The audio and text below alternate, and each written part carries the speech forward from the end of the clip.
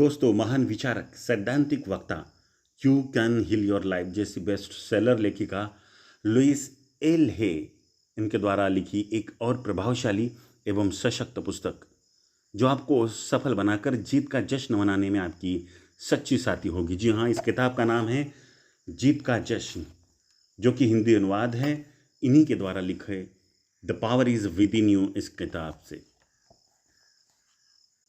तो आज हम इस किताब का भाग 2 शुरू करने जा रहे हैं, जिसका शीर्षक है बाधाएं हटाना।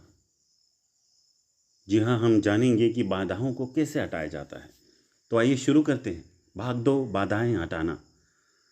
हम जानना चाहते हैं कि हमारे अंदर क्या चल रहा है, ताकि हम जान सके कि क्या होने दिया जाए। हम अपने दर्द को छिपाने के बजाय इसे पूरी तरह से खत्म कर सकते हैं। दोस्तों, बाधाओं को हटाना इस भाग 2 के अंतर्गत अध्याय 5 शुरू होता है, जिसका शीर्षक है अवरोधों को समझना जो आपको जकड़ लेते हैं। तो आइए शुरू करते हैं। स्वयं से घृणा करने, अपराध बोध और आत्मवचन का लंबे अरसे से निर्मित ढांचे से शरीर के दबाव का स्तर बढ़ जाता है और उसकी प्रतिरोधी प्रणाली क्षीण हो जाती है। अब जब हम अपने भीतर की शक्ति के प्रति कुछ ज़्यादा समझ रखते हैं, तो आइए एक नज़र उस बात पर डालें जो हमें इस शक्ति का प्रयोग करने से रोकता है। मेरे विचार से हम में से लगभग प्रत्येक किसी न किसी प्रकार का अवरोध रखता है। भले ही हम स्वयं पर से अवरोधों को समाप्त करने की प्रक्रिया करते हुए अवरोधों को समाप्त करते जाते हैं, किंतु पुराने अवरोधों की नई परतें पुनः उभर कर आती रहती है। हम में से कई स्वयं के प्रति इतने अपराध बोध के शिकार हो जाते हैं कि वे स्वयं को बहुत बुरा समझने लगते हैं और उन्हें लगता है कि उनमें कोई सुधार नहीं होगा। और यदि हमें अपनी कुछ खामियां मिलती हैं, तो हम दूसरों में भी कोई खामी निकालने लगते हैं। यदि लगातार ऐसी बातें कहते रहते हैं, मुझसे ये नहीं हो सकता क्योंकि मेरी माँ कहती हैं या मेरे पिता कहते हैं, तो समझिए कि हम अभी तक आगे नहीं बढ़े हैं। तो अब आप अपने अवरोधों को दूर करना चाहते हैं और शायद जो पहले आप नहीं जानते थे उससे हट कर जानना चाहते हैं। शायद एक वाक्य आपके अंदर नया विचार उत्पन्न कर सकता है। ज़रा कल्पना करके देखिए कि यदि हर दिन आप एक ऐसा नया विचार सीखते जो आपको अतीत से मुक्त कर आपके जीवन में सामंजस्य स्थापित करता, तो आप कितना अच्छा महसूस करते। जब आप जीवन की निजी प्रक्रिया के प्रति सचेत होकर उससे समझने लगते हैं, तो आप जान जाते हैं कि किस दिशा में आपको जाना है। यदि आप अपनी ऊर्जा का प्रयोग स्वयं के विषय में जानने के लिए करते हैं, तो अंततः आप उन समस्याओं और मुद्दों को देख पाएंगे जिन्हें आपको समाप्त करने की ज़रूरत होगी। हम सबके जीवन में चुनौतियाँ होती हैं। किसी का जीवन इसके बिना नहीं चलता पाया जाता, वरना धरती नामक इस विद्यालय में आने का उद्देश्य ही क्या होता। कुछ लोगों को स्वास्थ्य की परेशानी है, कुछ को रिश्तेदारी की परेशानियां हैं, तो कुछ की वित्तीय समस्याएं हैं। सभी के पास कुछ न कुछ समस्याएं हैं। मेरे विचार से हमारी सबसे बड़ी समस्या यही है कि हम में से किसी को ये आभास भी नहीं है कि हमें किस बात से छुटकारा पाना है। हम ये तो जानते हैं कि गड़बड़ी कहाँ है, हम ये भी जानते हैं कि जीवन में हमें चाहिए क्या, किंतु हम ये नहीं जानते कि हमें किस बात ने आगे बढ़ने से रोक रखा है। तो आइए अब इन अवरोधों पर एक नज़र डालें जिन्होंने हमें जकड़ रखा है। यदि क्षण भर के लिए आप अपने ढांचों व समस्याओं के विषय में और उन बातों के बारे में सोचें जिन्होंने आपको पीछे रोके रखा है, तो आप किस वर्ग में आते हैं? आलोचना, डर, अपराध बोध या नाराजगी? मैं इन वर्गों को बड़े 4 के रूप में पुकारती हूँ। इनमें से कौन सा वर्ग आपका सबसे पसंदीदा है? मेरे स्वयं के वर्ग में आलोचना और नाराजगी का समन्वय था। शायद आप भी मेरी तरह हैं और 2 या 3 वर्गों का समन्वय रखते हैं। तीसरे के रूप में प्रायः डर या अपराध बोध का वर्ग जुड़ जाता है। क्या आप आलोचना व नाराजगी से बहुत ज़्यादा भरे हैं? मैं आपको बताना चाहूँगी कि नाराजगी या द्वेष दबा हुआ गुस्सा है। तो यदि आप मानते हैं कि आपको गुस्सा जाहिर करने नहीं दिया जाता है, तो आप में बहुत ज़्यादा नाराजगी या द्वेष संग्रहित हो चुका है। हम अपनी भावनाओं को नकार नहीं सकते, हम उन्हें आराम से टाल भी नहीं सकते। जब मुझे पता चला कि मुझे कैंसर है, तो मुझे साफ तौर पर अपनी ओर देखना पड़ा। मुझे कुछ ऐसी व्यर्थ की बातों को स्वीकार करना पड़ा जिन्हें मैं स्वयं के विषय में कभी स्वीकार नहीं कर सकती थी। उदाहरण के लिए मैं बहुत नाराज़गी से भरी रहती थी और बीते समय की कड़वाहटों को मन में ला दे रहती थी। मैंने स्वयं से कहा, लुइस, अब उन बातों में स्वयं को उलझाने का तुम्हारे पास बिल्कुल समय नहीं है। तुम्हें बदलना ही होगा। जैसा कि पीटर मैक विलियम्स कहते हैं, आप नकारात्मक विचारों की विलासिता और वहन नहीं कर सकते। आपका अनुभव प्रायः आपकी आंतरिक मान्यताओं को व्यक्त करते हैं। आप अपने अनुभवों को स्पष्ट रूप से देख सकते हैं और वे क्या है इसे निर्धारित कर सकते हैं। शायद इस पर विचार करना व्यवधानकारी होता है, लेकिन यदि आप अपने जीवन में लोगों को देखें तो वे ऐसी किसी बात या मान्यता को परावर्तित कर रहे होते हैं जो आप में अपने स्वयं के विषय में है। यदि आपके कार्यस्थल या ऑफिस में आपकी हमेशा आलोचना की जाती है तो शायद आप स्वयं बहुत आलोचनाशील है। हमारे जीवन की हर एक बात इस बात का दर्पण है कि हम कौन हैं। जब कुछ ऐसा हो रहा होता है जो हमारे लिए अच्छा या उपयुक्त नहीं है तो हमारे पास अपने भीतर झांक कर यह कहने का मौका होता है, मैं इस अनुभव में अपना योगदान कैसे दे रहा हूँ। मेरे अंदर ऐसा क्या है जिसे यकीन है कि मैं इसके लायक हूँ। हम सभी का अपना पारिवारिक ताना बाना होता है और हम बड़ी सहजता से अपने माता पिता या अपने बचपन या अपने वातावरण को दोष देते हैं, लेकिन वही हमें जहाँ का तहाँ वजस का तस रखता है। हम स्वतंत्र नहीं हो पाते। हम शिकार ही बने रहते हैं और उन्हीं समस्याओं को बार बार कोरीदते रहते हैं। तो यकीनन इस बात से कोई फर्क नहीं पड़ता कि किसी ने आपके साथ क्या किया या अतीत में किसी ने आपको क्या सिखाया। आपका दिन नया है, आप इसके प्रभार में हैं। यही वह क्षण है जब आप अपना भविष्य व अपनी दुनिया की रचना कर रहे होते हैं। मैं क्या कहती हूँ इसका भी कोई अर्थ नहीं होता, क्योंकि कर्म तो केवल आप ही कर सकते हैं। जैसा आप सोचते हैं, महसूस करते हैं या करते हैं, उसे केवल आप ही बदल सकते हैं। मैं ये कह रही हूँ कि आप बदल सकते हैं। निश्चित रूप से आप ऐसा कर सकते हैं, क्योंकि आपके भीतर एक उच्चतर शक्ति विद्यमान है जो इस ढांचे को तोड़कर आपको करने में आपके लिए मददगार साबित हो सकता है, किंतु तब जब आप इसे ऐसा करने दें। आप स्वयं को याद दिला सकते हैं कि जब आप एक छोटे बच्चे थे तो आप जो भी थे उसे प्रेम करते थे। कोई भी छोटा बच्चा ऐसा नहीं होता जो अपने शरीर की आलोचना करते हुए ऐसा कहता है, अरे मेरे कुल्ले कितने बड़े हैं। बच्चे इसी बात से रोमांचित और खुश रहते हैं कि उनका शरीर है। वे अपनी भावनाओं को व्यक्त करते हैं। जब कोई बच्चा खुश होता है तो आप बड़ी आसानी से जान लेते हैं, और जब कोई बच्चा गुस्सा हो जाए तो आपके सारा पड़ोस जान लेता है। उन्हें इस बात का कतई भय नहीं होता कि लोग जानेंगे तो क्या कहेंगे। वे क्षणों में जीते हैं। आप भी कभी वैसे ही थे। जैसे जैसे आप बड़े हुए, आपने अपने आसपास के लोगों की बातें सुननी शुरू कर दी और आपको भय व अपराध बोध तथा उनके द्वारा की जाने वाली आलोचना के बारे में पता चला। यदि आप एक ऐसे परिवार में पले बड़े हैं जहां आलोचना करना एक नियम की तरह था, तो बड़े होकर आप आलोचनाशील हो जाते हैं। यदि आप एक ऐसे परिवार में पले बड़े हैं जहां आपको अपना गुस्सा व्यक्त करने नहीं दिया जाता था, तो शायद आप गुस्से और टकराव को लेकर भयभीत रहते हैं। आप इसे निगलकर अपने शरीर में ही बसने देते हैं। यदि आप एक ऐसे परिवार में बड़े हुए हैं जहां हर कोई अपराध बोध से चलाया जाता था, तो वयस्क होकर आप भी वैसे ही हो जाते हैं। शायद आप फिर एक ऐसे व्यक्ति हो जाते हैं जो हर समय मुझे खेद है कहता हुआ यहाँ वहाँ फिरता रहता है और कभी भी कोई चीज़ खुलकर नहीं मांग सकता। आप जो चीज़ चाहते हैं उसके लिए महसूस करते हैं कि आपको चालबाजी करनी पड़ती है। जैसे जैसे हम बड़े होते हैं, हम उन झूठे विचारों को ग्रहण करते हुए अपने अंदर के ज्ञान को खोते जाते हैं। अतः हमें यकीनन उन विचारों को बाहर निकालने की और आत्मा की उस पवित्रता में लौटने की आवश्यकता होती है। हमें जीवन की अबोधता में लौट आने की आवश्यकता होती है और हर क्षण अस्तित्व के उस आनंद को हम महसूस करने लगते हैं जो कि एक बच्चा अपनी स्थिति में अनुभव करता है। आप सचमुच जो होना चाहते हैं उसके विषय में सोचिए। उन्हें सकारात्मक उद्गार में कहिए, नकारात्मक में नहीं। अब आईने के सामने जाइए और अपने उद्गारों को दोहराइए। देखिए कि आपकी राह में कौन सी बाधाएं हैं। जब आप इस तरह के उद्गार व्यक्त करने लगते हैं, मैं स्वयं से प्रेम करता हूं और स्वयं को स्वीकार करता हूं, और जो नकारात्मक संदेश आते हैं उनके प्रति सचमुच सचेत रहते हैं, तो वह आपके लिए ऐसा खजाना बन जाता है जो आपकी स्वतंत्रता के द्वार खोल देते हैं।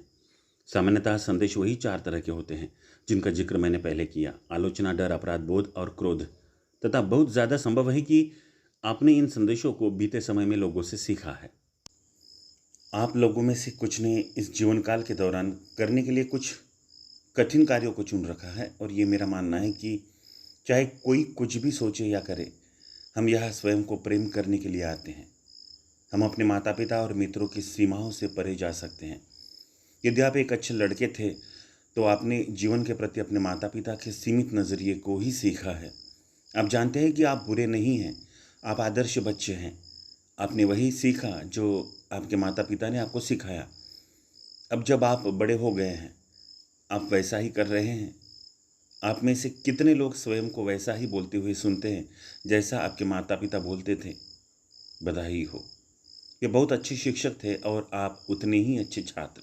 लेकिन अब स्वयं के विषय में सोचना शुरू करने का समय है। हम में से अधिकतर लोग आईने के सामने अपना उद्गार व्यक्त करने में स्वयं के प्रतिरोध का सामना करते होंगे। तथापि प्रतिरोध ही बदलाव का पहला कदम है। लेकिन जब हमसे कहा जाता है कि हमें कुछ अलग करना है, तो हम कहते हैं, कौन मैं ऐसा नहीं करना चाहता। अन्य लोगों को निराशा का भाव महसूस हो सकता है। प्रायः जब हम आईने में देखकर कहते हैं, मैं तुमसे प्यार करता हूँ, तो आपके अंदर का छोटा बच्चा कहता है, अब तुम कहाँ थे? मैं तुम्हारा ध्यान अपनी तरफ खींचने के लिए तुम्हारा इंतज़ार करता रहा। बहुत से इस छोटे बच्चों को नकारने के कारण आपके मन में दुख की लहरें उठने लगती है। जब अपनी एक कार्यशाला के दौरान मैंने ये अभ्यास किया तो एक महिला ने शिकायत की कि वह बहुत ज़्यादा भयभीत थी। मैंने उससे डर की वजह पूछी तो उसने मुझे बताया कि वह किसी पारिवारिक सदस्य के द्वारा यौनाचार का शिकार हुई थी।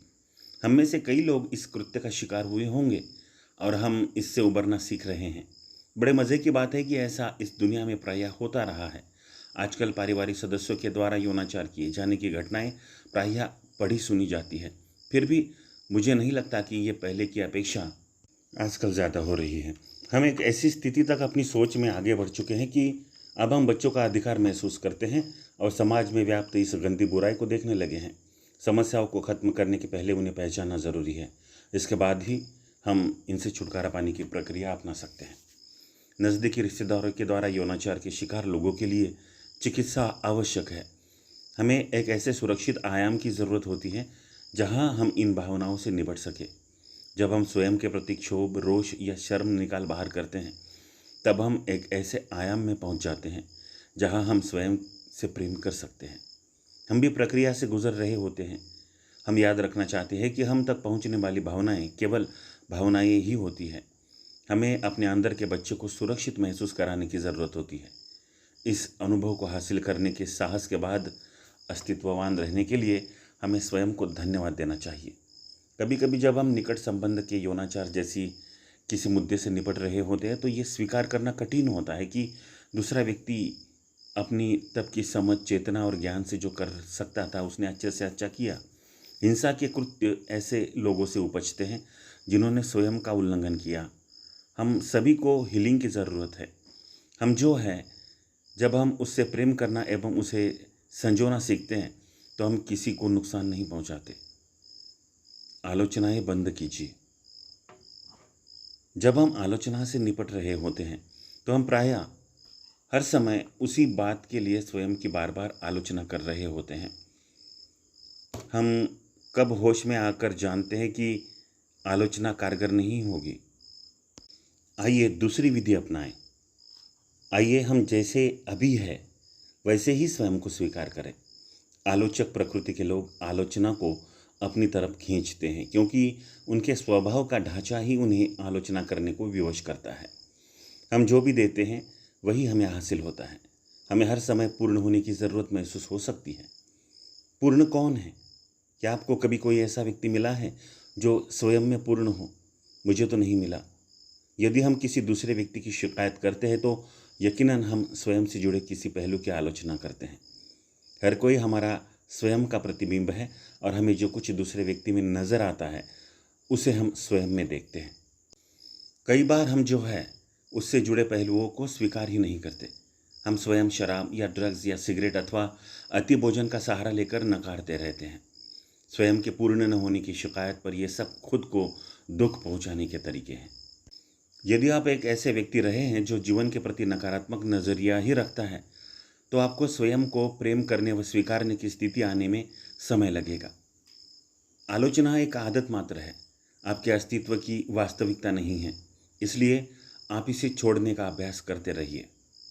जरा कल्पना कीजिए कि यदि किसी के द्वारा आलोचना या बुराई के बगैर हम जीवन जी सकते तो कितना अच्छा होता। हम पूरी तरह सहज और पूरी तरह आराम में होते। हर सुबह एक जोरदार नए दिन की शुरुआत होती, क्योंकि हर कोई आपसे प्रेम करता और आपको स्वीकार करता। कोई आपकी आलोचना नहीं करता, न ही आपको नीचा दिखाता। आप अनोखा एवं विशेष बनाने वाली बातों को ज़्यादा से ज़्यादा स्वीकार कर स्वयं को ये खुशी दे सकते हैं। स्वयं के साथ रहने का अनुभव सर्वाधिक आश्चर्यजनक अनुभव हो सकता है। सुबह उठकर अगला दिन स्वयं के साथ बिताने की खुशी का एहसास आप कर सकते हैं। आप जो है, जब उसे आप प्यार करना शुरू कर देते हैं तो आप में सबसे बड़ी अच्छाई या गुण स्वयं आ जाते हैं। मैं ऐसा नहीं कह रहा कि आप एक बेहतर इंसान हो जाएंगे, क्योंकि इसका अर्थ यही होगा कि अभी आप उतने अच्छे नहीं हैं, किंतु आप स्वयं में अपनी ज़रूरतों को पूरा करने के लिए ज़्यादा सकारात्मक तरीके प्राप्त कर सकेंगे और आप जो है उसे ज़्यादा से ज़्यादा व्यक्त कर सकेंगे। अपराध बोध हमें स्वयं को गिरा महसूस कराता है। कई बार लोग आपको नकारात्मक संदेश देते हैं, क्योंकि आपके साथ चाल चलने का ये सरलतम तरीका है। यदि कोई आपको अपराध बोध महसूस कराने का प्रयास कर रहा है तो स्वयं से पूछिए, वे चाहते क्या है, वे ऐसा क्यों कर रहे हैं। इन प्रश्नों को पूछिए, न कि अंदर ही अंदर ऐसा स्वीकार कीजिए, हाँ मैं दोषी हूँ, वे जो कहते हैं मुझे वही करना चाहिए। कई माता पिता अपने बच्चों को अपराध बोध के माध्यम से नियंत्रित करते हैं, क्योंकि वे स्वयं उसी तरह से पले बड़े थे। वे अपने बच्चों को झूठ बोलते हैं ताकि वे किसी को स्वयं से कम आंकने पर उन्हें मजबूर कर सकें। कुछ लोगों को उनके सगे संबंधियों और मित्रों द्वारा उनके बड़े वृद्धिकाल में नियंत्रित किया जाता है। इसकी सबसे बड़ी वजह है कि वे स्वयं का सम्मान नहीं करते, वरना वे ऐसा नहीं होने दे सकते थे। दूसरी वजह, वे स्वयं दूसरों के प्रति ऐसी सोच रखते हैं। आप में से कई अपराध बोध के बादलों की ओट में रहते हैं।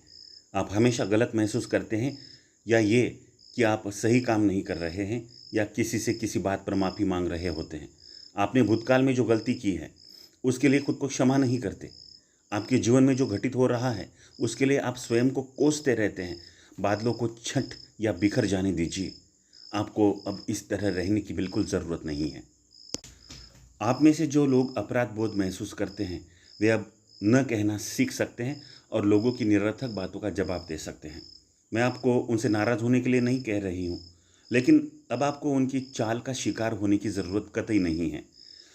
यदि नहीं कहना आपके लिए नई बात हो तो साधारण रूप से ऐसा कह दीजिए, जी नहीं, मैं ऐसा नहीं कर सकता। कोई बहाने मत बनाइए। जब वे पाएंगे कि अब आप पर उनकी चालबाजी का असर नहीं हो रहा है तो वे ऐसा करना बंद कर देंगे। लोग तभी तक आपको नियंत्रित करते हैं जब तक आप उन्हें ऐसा करने देते हैं। पहली बार जब आप न कहेंगे तो आपको अपराध बोध महसूस होगा, किंतु आगे के लिए यह सरल होता जाता है। मेरे एक लेक्चर के दौरान एक महिला अपने बच्चे के साथ उपस्थित थी, जिसे हृदय की जन्मजात बीमारी थी। वह अपराध बोध महसूस कर रही थी, क्योंकि उसे लगता था कि ऐसा उसकी किसी गलती के कारण हुआ। दुर्भाग्यवश अपराध बोध से कोई समस्या हल नहीं होती। उसके मामले में किसी ने भी कुछ गलत नहीं किया था। मैंने उसे बताया कि मेरे विचार से ऐसे बच्चे की आत्मा की पसंद से हुआ होगा, जो माँ और बच्चे दोनों के लिए एक सीख के रूप में था। उसके लिए मेरा जवाब था कि वह बच्चे को तथा स्वयं को प्रेम करे और ऐसा सोचना बंद करे कि उसने कुछ गलत किया था। ऐसे अपराध बोध से कोई फर्क नहीं पड़ता। यदि आप कोई ऐसा कार्य करते हैं जिसके लिए आपको खेद हो तो इसे करना बंद कर दीजिए। यदि आप कोई सुधार करना चाहें तो कर ले और उस कृत्य को पुनः दोहराए नहीं। जब भी आपके जीवन में अपराध बोध आए तो स्वयं से पूछिए, स्वयं के विषय में अभी मेरा क्या विश्वास है, मैं किसे खुश करने का प्रयास कर रहा हूँ। फिर बचपन की उम्र वाली बातों पर ध्यान दीजिए। जब कोई ऐसा व्यक्ति मेरे पास आता है जो कार दुर्घटना में शामिल रहा है तो मैं पाती हूँ कि प्रायः उसके मन की गहराई में अपराध बोध व सज़ा की ज़रूरत जड़ जमाई हुई थी। यह बहुत ज़्यादा दबी हुई बदले की भावना भी हो सकती है, क्योंकि हम महसूस करते हैं कि हमें स्वयं के पक्ष में बोलने का अधिकार नहीं है। अपराध बोध को सज़ा की दरकार होती है, इसलिए हम अपने स्वयं के न्यायाधीश, अदालत और जल्लाद हो सकते हैं, जो कि स्वयं पर लादी गई जेल के लिए खुद की निंदा कर सकते हैं। हम स्वयं को सजा देते हैं और हमारे बचाव में कोई खड़ा नजर नहीं आता। अब स्वयं को माफ करने और स्वतंत्र करने का समय है। मेरे एक सेमिनार के दौरान एक बुजुर्ग को अपने अधेड़ उम्र के बेटे को लेकर काफ़ी अपराध बोध महसूस हुआ। वह उसका इकलौता बेटा था जो बड़ा होकर एक दब्बू व्यक्ति निकला। वह इस बात को लेकर अपराध बोध में थी कि अपने बेटे की बढ़ती उम्र के दौरान वह उसके प्रति काफ़ी कठोर रही। मैंने उसे समझाया कि उस समय उसे जितना ज्ञान था उसके मुताबिक उसने बेहतर से बेहतर किया था। मेरा यकीन है कि इस धरती पर जन्म लेने के पहले ही उसने उसे माँ के रूप में चुन लिया था। इसलिए आध्यात्मिक स्तर पर जो वह कर रहा था उसे मालूम था। मैंने उसे बताया कि जिस चीज़ को वह बदल नहीं सकती उसके बारे में अपराध बोध कर वह अपना समय नष्ट कर रही थी। वह बड़े दुख के साथ कहती थी, बड़े शर्म की बात है कि वह इस तरह का है और मैंने जो बुरा किया है उसका मुझे पछतावा है। आप देख सकते हैं ये ऊर्जा का क्षय है, क्योंकि उससे उसके बेटे को कोई मदद नहीं मिलने वाली। अपराध बोध भारी बोझ बन जाता है और लोगों को आत्मग्लानि का आभास कराता है। मैंने उससे कहा कि इसकी बजाय ऐसी भावनाएं आने पर उसे कहना चाहिए, नहीं, अब मैं ऐसा कतई महसूस नहीं करना चाहती। मैं स्वयं को प्यार करना सीखना चाहती हूँ। मेरा बेटा जैसा है मैं उसे वैसा ही स्वीकार करती हूँ। यदि वह लगातार ऐसा करती रही तो उसकी सोच बदलनी शुरू हो जाएगी। भले ही हमें स्वयं को प्रेम करने का तरीका न मालूम हो, फर्क तो इसी बात को स्वीकार करने से ही शुरू हो जाएगा कि हम स्वयं को प्रेम करने के इच्छुक हैं। इस तरीके से चिपके रहने से ही काम चलने वाला नहीं है। उसके लिए सीख यही थी, स्वयं से प्रेम करो। उसकी इस सीख से उसके बेटे पर प्रभाव पड़ने वाला नहीं था, लेकिन वह स्वयं से प्रेम कर सकती थी। इस जीवन में उसके अपने बेटे का अर्थ ही है स्वयं से प्रेम करना। वह उसके लिए ऐसा नहीं कर सकती, नहीं वह उसके लिए ऐसा कर सकता। संगठित धर्म लोगों को अपराध बोध महसूस कराने में प्रायः सचमुच बहुत कारगर होते हैं। उनमें से अनेक लोगों को उनके विशेषकर युवा काल के दौरान संगठित रखने के लिए अनेक विधियां अपनाई जाती हैं। किंतु हम अब बच्चे तो नहीं रहे, हम वयस्क हैं जो ये तय कर सकते हैं कि हमारी आस्था क्या है। हमारे भीतर का बच्चा अपराध बोध महसूस करना चाहता है, लेकिन हमारे भीतर वयस्क भी है जो बच्चे को किसी दूसरी तरह से शिक्षित कर सकता है। जब आप अपनी भावनाओं को हतोत्साहित करते हैं या अपने भीतर दबा कर रखते हैं तो आप अपने भीतर बवंडर पैदा करते हैं। स्वयं को इतना ज़्यादा प्रेम कीजिए कि आप अपनी भावनाओं को महसूस कर सकें। अपनी भावनाओं को उभरने दीजिए। आप कई दिनों तक स्वयं को रोते हुए या काफ़ी गुस्से की हालत में पा सकते हैं। आपको कुछ पुरानी बातों को व्यवस्थित करना पड़ सकता है। मेरा सुझाव है कि आप ऐसे उद्गार प्रकट कीजिए जो इस व्यवस्थित करने की प्रक्रिया को ज़्यादा सरल, ज़्यादा सहज और सुविधाजनक बना सके। मैं अपने सभी पुराने विश्वासों को छोड़ता हूँ। परिवर्तित होना मेरे लिए बड़ा आसान है। मेरा रास्ता अब बड़ा सुगम है। मैं अतीत से मुक्त हूँ। अपनी भावनाओं के साथ निर्णय मत जोड़िए, इससे भावनाओं का स्तर और नीचे जाता है। यदि आप बहुत ज़्यादा उलझनों या संकटों के दौर से गुजर रहे हैं तो उद्गार कीजिए कि आप सुरक्षित हैं और आप ऐसा महसूस करना चाहते हैं। ऐसी सकारात्मक भावना के उद्गार से लाभदायक परिवर्तन आएंगे। दोस्तों, जिनके विचारों से कई लोगों की जिंदगियां बदली, ऐसी महान विचारक और लेखिका लुइस एल हे द्वारा लिखित the power is with in you इस किताब का हिंदी अनुवाद जीत का जश्न इस किताब के भाग 2 का 5वां अध्याय यहाँ पर पूर्ण होता है। मिलते हैं अगले एपिसोड में। तब तक के लिए धन्यवाद। वंदे मातरम।